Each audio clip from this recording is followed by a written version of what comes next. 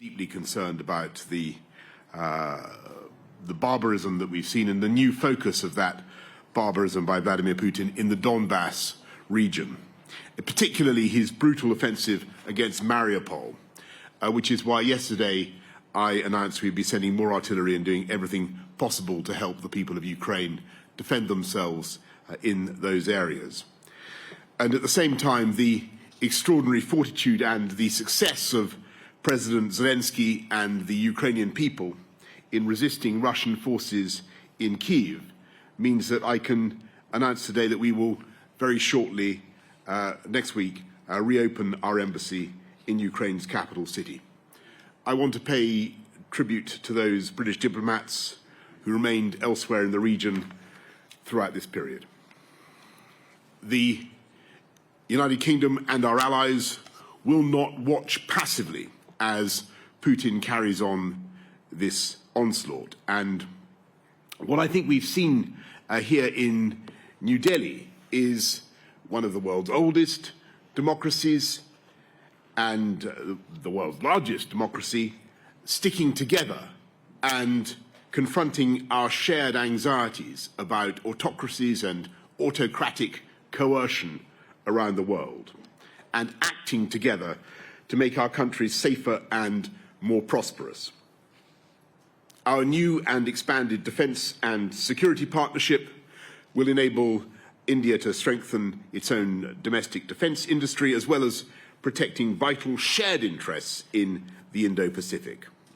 Our collaboration on energy security, including our new offer on offshore wind, the new UK-India Hydrogen Science and Innovation Hub, and our joint work on solar power will help to reduce our collective dependence on imported hydrocarbons in favour of cheaper and more sustainable homegrown renewables. And our global innovation partnership will help transfer climate and energy smart innovations to developing countries around the wider Indo-Pacific. As we deepen the partnership between our countries, we won't just make our people safer, we'll make them more prosperous as well, creating new jobs, driving up wages and driving down prices for consumers, all of which helps with the cost of living. And our partnership with India is particularly powerful in achieving these things because India is an incredible rising power in Asia, one of the fastest growing economies in the world, already worth £2.25 trillion and set to be the world's third largest economy by 2050. India is also our biggest partner in the Indo-Pacific, which is increasingly the geopolitical centre of the world, with 2/3 of humanity and 1/3 of the global economy. And that share is rising every year. Indian investment already supports almost 500,000 British jobs. And with a population bigger than the US and the EU combined, there is so much potential for us to take our trade and investment to a whole new level. On this visit alone, we've secured new deals worth £1 billion, creating more than 11,000 jobs, and perhaps most significantly of all, we're using our Brexit freedoms to reach a bilateral free trade agreement. And today, Prime Minister Modi and I told our negotiators to get it done by Diwali in October. This could double our trade and investment by the end of the decade, driving down prices for consumers and increasing wages across the UK by as much as £3 billion. So what we're getting on with here is delivering on the priorities of the British people, but also deepening a friendship with a nation with whom we have profound ties of language, culture and kinship, while making both our countries safer and our economies stronger.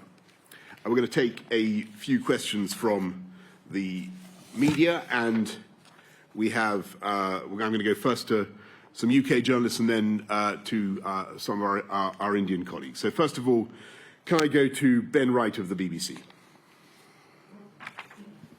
Thank you, Prime Minister. In your discussions about Ukraine, did you ask Prime Minister Modi to use his influence in Moscow to put pressure on Russia? And did you get any sense that he would do that? and on trade. You said there'll be a free trade agreement with India by Diwali, but considering the number of party investigations going on back home, are you absolutely sure you'll still be Prime Minister then? Okay, the second answer is yes, but on the on your point about Ukraine and the Indian perspective. Look, I mean, I think you have to recognise that the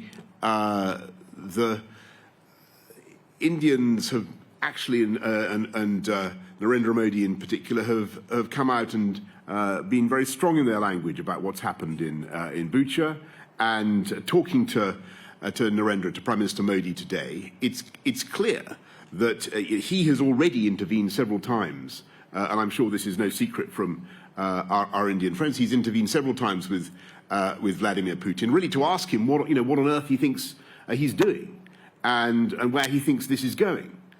And what the Indians want is peace, and they want the Russians out. And I totally agree with that. And I think that there's a difference in the balance clearly, because India has a historic relationship with Russia, which everybody understands and respects. That goes back decades. But what was so interesting about the last couple of days has been the way in which Britain and India are being really encouraged, obliged by the pressure of events today. As I say, autocratic coercion, whether it's in Russia or China or wherever, to do more together, and that is, I think, offering up a huge joint agenda.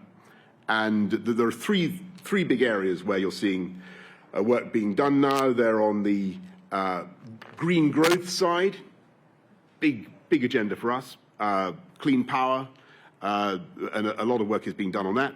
They're on the security and defence side, and a huge amount there, which I could go into, and then of course on the trade agreement. And there, I think, all trade agreements are tricky, Ben, to get to your point about trade, but and there will be tough asks of both sides, but I'm sure we can do it. And what you got today was a massive push from both governments to get it done, and so I'm very encouraged.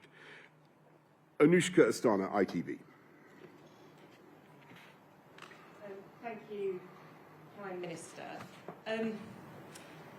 You say that Prime Minister Modi has asked Vladimir Putin what on earth he's doing, but we know that India has abstained on key motions at the UN over this. Its Foreign Secretary has just come out and said you didn't put any pressure on India to change its position. Why isn't that? What did the Prime Minister say that convinced you more pressure was not necessary? Just one more question. You're facing 3 investigations back home, and it's led to a catastrophic loss in trust. Polling this week from YouGov says that 74% of the British public think you're untrustworthy. Only 12% think you're trustworthy. Some say you're like a cat with 9 lives. How many have you got left? Well, Anushka, on your second question, we had talking about cats. We had a pretty good kick of the cat yesterday. Not that I'm in favour of kicking cats for the avoidance of doubt, but we did all that with great respect. And what we're talking about today, as I said in my answer to Ben, is the ways in which the situation, not just in Ukraine, but the situation around the world, is obliging the UK and India to do more together. And the position on the position on Russia that the Indians have historically is well known. They are not going to change that. Of course, that's true. But they are, they can see what is going on, and there is an increasing appetite to do more with the UK. And if you look at what just in the security and defence side of it, on maritime propulsion, electric maritime propulsion of ships, on new collaboration on new aero engines, on on undersea capabilities, on cyber, helicopters, space, a huge new joint agenda.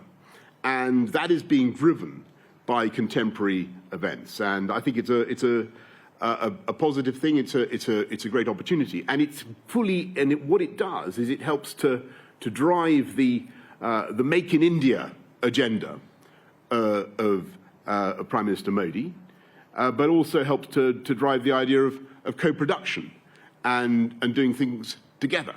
And that's where I think the opportunity is. Hugo Guy, the Eye. Thank you, Prime Minister. You've made it clear you don't want to talk about questions over your future and over your conduct.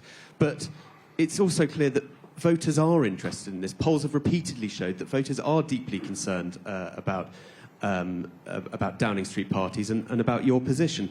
What's your message to the British public? Are they wrong to care about these things? And can I ask you, you've talked about your friendship with Narendra Modi and the close relationship that you've struck. During your conversations, did you bring up India? So we always have.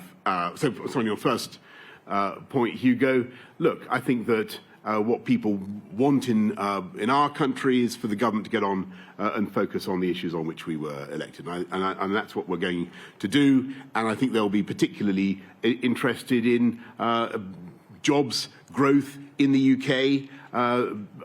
A memorandum of understanding, for instance, today on wind power, gigantic ambitions for more wind energy. Both of us from offshore wind, offshore, not just offshore, but floating platforms we want to work on together to produce substantial quantities of new wind power, which will enable us to produce more energy for our people together in a very short time. That strikes me as being a reasonable thing for the government of the UK to focus on. That is what we are focused on, with greatest respect to the evidence that you may cite. And secondly, on our relations with India and how we deal with questions about human rights or democratic values, of course we have these conversations, but the advantage of our friendship is we can have them, and we can have them in a friendly and private way. And I just want to say it is very important to realise that India has constitutional protections for communities. They're part of its constitution.